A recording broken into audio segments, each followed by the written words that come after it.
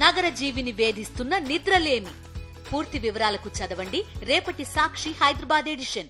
ఇది కేవలం సమాచారంగా మాత్రమే భావించండి. వైద్య నిపుణులను సంప్రదించండి. స్వీట్ క్రేవింగ్స్ చాలా మందికి ఉంటాయి. స్వీట్లు తింటే డయాబెటీస్ పెరుగుతుందా?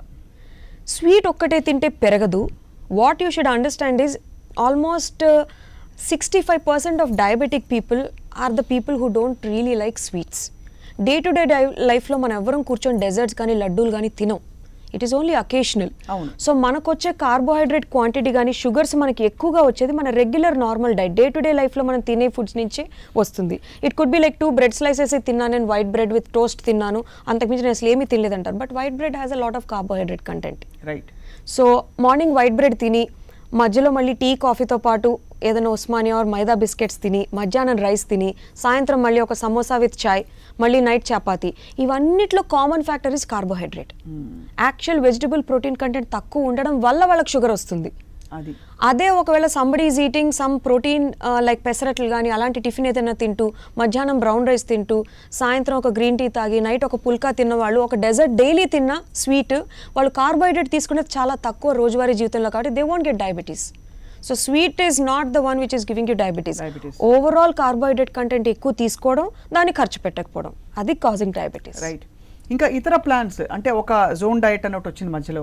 ఎలా అంటే మనకి 1/3 ఆఫ్ క్యాలరీస్ ఫ్యాట్ నుంచి రావాలి, 1/3 క్యాలరీస్ ఫ్రమ్ ప్రోటీన్, అంటే అన్ని గ్రామ్స్ తినాలి. Because every gram of protein has 4 calories, every gram of carbs has 9 calories if I'm not wrong, every gram of fat has also 9 calories. కాబట్టి protein అన్ని calories makeup చేయాలి. 1/3 of the diet అంటే దాదాపు 800 calories మనకి protein నుంచి రావాలంటే ఎంత protein తినాలి? సుమారు 150 గ్రాముల ప్రోటీన్ తినాలి రోజుకి. మీరు చెప్పింది విని అర్థం చేసుకోవడానికి I took a lot of stress. Imagine a person who wants to do this diet, ఎంత కష్టపడాలి మైండ్లో దాన్ని రోజు. కొంతమంది actually they by those weighing scales, కొంచెం ఇలా ప్లేట్ మీద పెట్టి అన్నం కానీ కర్రీ కానీ వేసి వెయింగ్ చూస్తారు. దిక్కుమల్ని ఒక జీవితం అది. అసలు it is not, that is not life. You are living like a prisoner.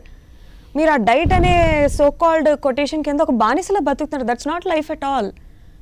Rather than that ఎంత తింటున్నామో ఇక్కడ మితిమీరింది, మనం ఈ క్యాలరీస్ని నైట్ టైం ఫుడ్లో బ్యాలెన్స్ చేద్దాం అనుకోవడం చాలా ఈజీ. అది కరెక్ట్. సో ఈ zone diets I do not recommend. ఎందుకంటే మళ్ళీ I come back to the same thing.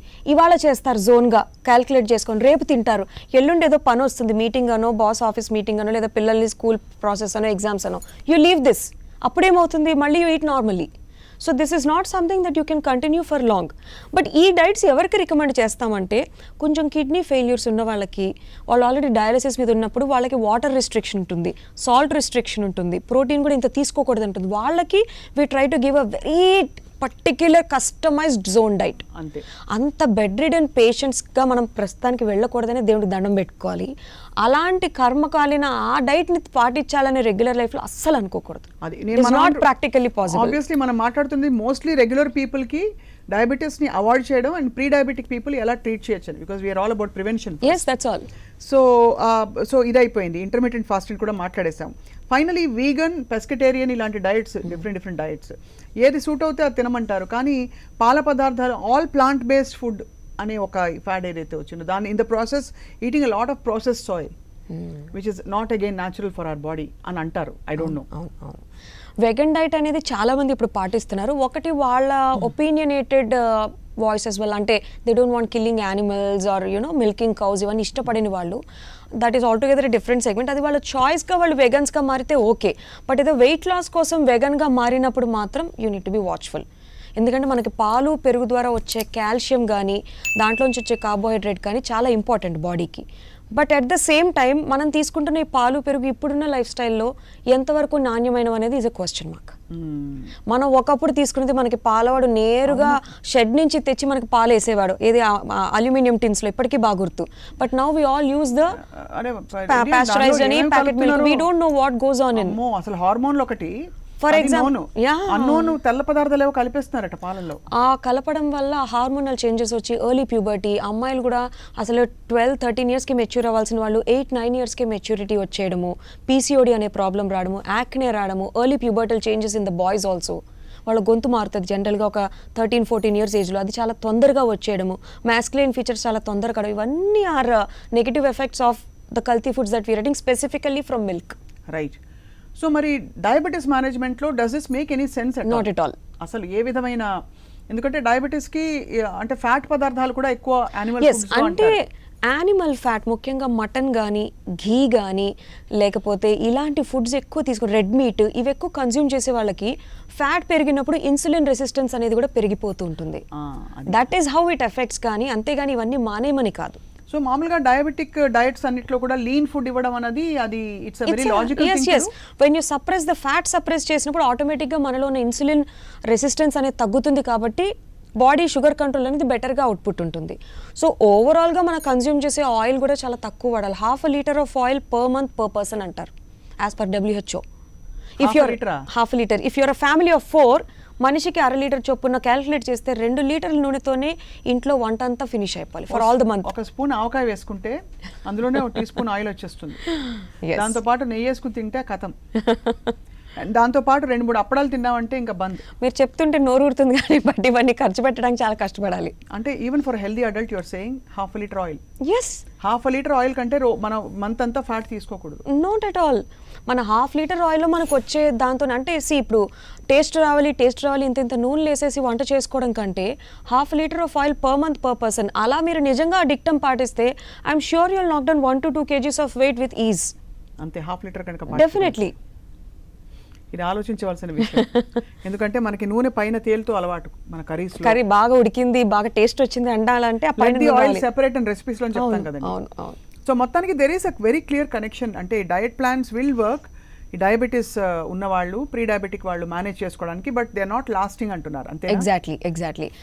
ఇవాళ పాటించి ఒక 1 month చేసి మళ్ళీ 2nd month నుంచి దాన్ని గివ్ అప్ చేసేసి నేను ఆ డైట్ ఆపేగానే నాకు వచ్చిందంటే ఎందుకు రాదు? Definitely it boomerang back because what you were doing was unnatural. Correct. So it's not going to happen. So ఏదైతే జీవితకాలం పాటు పాటించగలుగుతారో ఎగ్జాక్ట్లీ అంతకంటే ఏం మొదలు పెట్టండి. అంతకు మించిన డిసిప్లిన్ ఇంకోటి ఉండదండి. సో వుడ్ యూ రికమెండ్ అసలు ఒక మామూలు healthy adult who is I won't say pre diabetic but almost మనకి ఆ జోన్లో ఉన్నవాళ్ళు ఒక న్యూట్రిషన్స్ దగ్గరికి వెళ్ళి సలహా తీసుకోవడం మంచిదంటారా, అవసరమే లేదంటారా?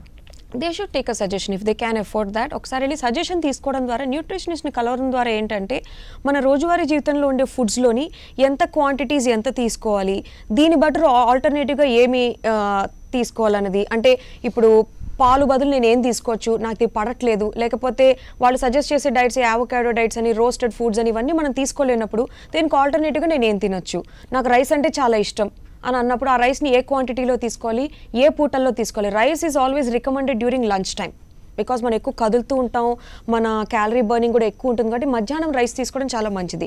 నైట్ టైం ఒకవేళ తీసుకోవాలనుకున్న early dinner before 8 PM dinner తీసుకున్న వాళ్ళు అలాంటి వాళ్ళకి అది ఉపయోగపడుతుంది.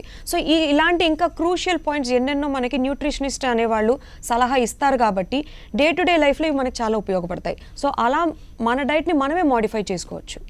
అంతేగాని ఒక బ్రహ్మ పదార్థం లాగా మనకి ఏంటది వెయింగ్ స్కేల్స్ మీద పెట్టి తింటున్నాను 100 గ్రాముల అన్నం తిన్నాను అని మెజర్ చేసుకుంటూ జీవితం దుర్భరం చేసుకోవాలి. I will not recommend that at all. Ideally we should not be thinking so much about what we are eating. It should be such a natural process. And I tell my patients that food me medicine గా ఉండాలి తప్పితే medicines ఇది sugar కి ఇది బీపీకి ఇది అని పక్కన అన్ని టాబ్లెట్స్ పళ్ళాల్లో పెట్టుకొని తినే దుర్గతి రాకూడదు. రైట్. ఇంకా last question, diabetes management and food గురించి మాట్లాడుతున్నాం కాబట్టి కాలా జామున్, నేరేడు పళ్ళు, మెంతులు, ఇలా కాకరకాయ జ్యూసు ఇవన్నీ నిజంగా పనిచేస్తాయి అంటే to an extent the work. Like I said insulin సెన్సిటివిటీని పెంచుతాయి. రైట్. వాటిలో ఉండే యాంటీ ఆక్సిడెంట్స్ కానీ ఇవన్నీ మనకి హెల్ప్ చేస్తాయి. కానీ బోల్డ్ ఆగించాలి కదా, ఒక 1/2 కిలో మెంతులు, ఒక 1/2 స్పూన్ మెంతులు పెరుగులో వేసుకుని తాగేసి నాకు డయాబెటీస్ మెడిసిన్ అయిపోయిందంటే కష్టం. అదొక్కటే సరిపోదు. దానితో పాటు మీరు మీ వ్యాయామం కూడా చేస్తూ కొంచెం క్యాలరీ కాన్షియస్గా తింటే ఎస్ దట్ వర్క్స్. అదొక్కటే దాని మీద భారాన్ని అంతా మెంతుల మీద వేసేసి మిగతావన్నీ తిని కదలకుండా ఒక చోట కూర్చుంటే మాత్రం ఏమీ జరగదు.